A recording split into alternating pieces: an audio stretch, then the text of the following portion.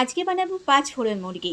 ঘরের খুব সাধারণ মশলা দিয়ে কিন্তু এই দারুণ স্বাদের চিকেনের রেসিপিটা আপনারা খুব সহজে বাড়িতেই বানিয়ে ফেলতে পারবেন। তো তার জন্য এখানে মোটামুটি আমি 600 গ্রাম মতো চিকেন নিয়ে নিয়েছি উইথ বোন। চিকেনটাকে আমাদের খুব ভালো করে পরিষ্কার করে কিন্তু ধুয়ে রাখা আছে। এবারে আমি ফার্স্ট ম্যারিনেশনের জন্য আমি উপকরণটা রেডি করে নিচ্ছি।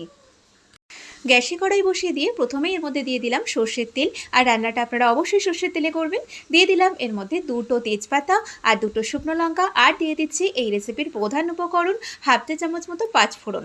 এখন তেলের মধ্যে এই ফোড়নটাকে ভালো করে ফ্রাই করে নিচ্ছি।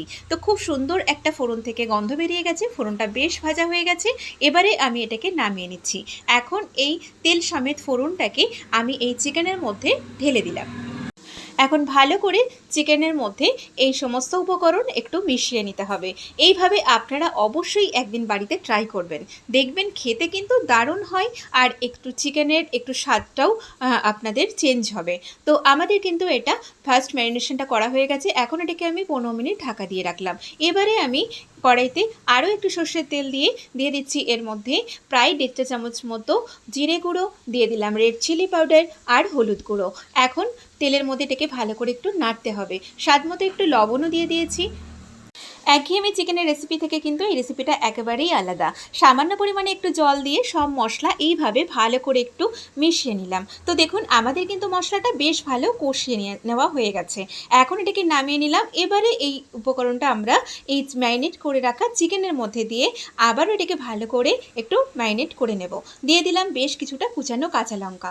আপনারা যেমন যে ঝাল খেতে পছন্দ করেন সেই বুঝে ঝালের পরিমাণটা দেবেন। তো আমি এটাকে এখন হাত দিয়ে ভালো করে বেশ মাখিয়ে নিয়েছি। এখন এটাকে আবারও প্রায় মোটামুটি 15-20 মিনিট মতো ঢাকা দিয়ে রেখে দিচ্ছি।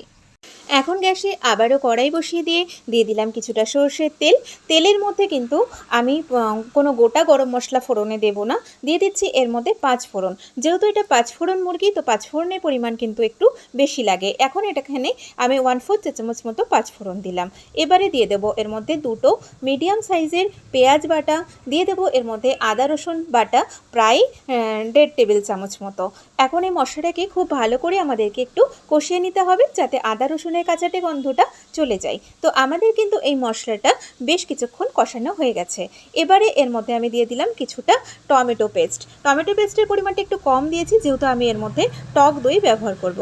আবারও এটিকে ভালো করে মিশিয়ে নিলাম। স্বাদ মতো আরও একটু লবণ দিয়ে দিলাম। আর চিকেনটা ম্যারিনেট করার সময় কিন্তু লবণ দিয়েছি, তাই এটা একটু বুঝে দেবেন। দিয়ে দিলাম একটু পরিমাণ মতো হলুদ গুঁড়ো। আবারও এই উপকরণগুলো সব একসাথে মিশিয়ে নিচ্ছি। দিয়ে দিলাম এর মধ্যে প্রায় 1.5 টেবিল চামচ মতো ফ্যাটানো টক দই। টক দইটা দিয়ে এটাকে মশলাটাকে আবারও একটু ভালো করে কষিয়ে নেব। তো দেখুন আমাদের কিন্তু মশলাটা বেশ কিছুটা কষানো হয়ে গেছে। এবারে আমি এর মধ্যে দিয়ে দিচ্ছি খুব সুন্দর একটু কালারের জন্য কাশ্মীরি রেড চিলি পাউডার। আপনারা কিন্তু এটা স্কিপ করতে পারেন। আর কয়েকটা দানা চিনিও দিয়ে দিলাম স্বাদের ব্যালেন্সের জন্য। তো মশলাটা কিন্তু আমাদের বেশ ভালো কষানো হয়ে যাবার পরে ম্যারিনেট করে রাখা চিকেনটা দিয়ে দিচ্ছি। এখানে কিন্তু আমি কোনো গরম মশলা, গোটা গরম মশলা বা গরম মশলা পাউডার কিছুই ব্যবহার করছি না। তাহলে কিন্তু 5 ফোড়নের যে একটা সুন্দর গন্ধ সেটা কিন্তু পাবেন না। আর এই চিকেনের বাটিটা ধুয়ে অল্প করে একটু জল দিয়ে এখন এটাকে আমি মিডিয়াম ফ্লেমে বেশ কিছুক্ষণ ঢেকে রাখবো, যাতে চিকেনটা আমাদের বেশ ভালোভাবে সেদ্ধ হয়ে যায়। এটাতে কিন্তু আর বেশি এক্সট্রা জল আর দিতে হবে না, কারণ এটা একটু ঘন গ্রেভি হবে। তো এটাকে আমি এখন প্রায় 15-20 মিনিটের জন্য ঢেকে দিয়েছিলাম। এখন মাঝখানে এটাকে আবার একটু নেড়েও দিচ্ছি। তো দেখুন আমাদের কিন্তু চিকেনটা অনেকটাই বেশ কিন্তু এখন সেদ্ধ হয়ে গেছে।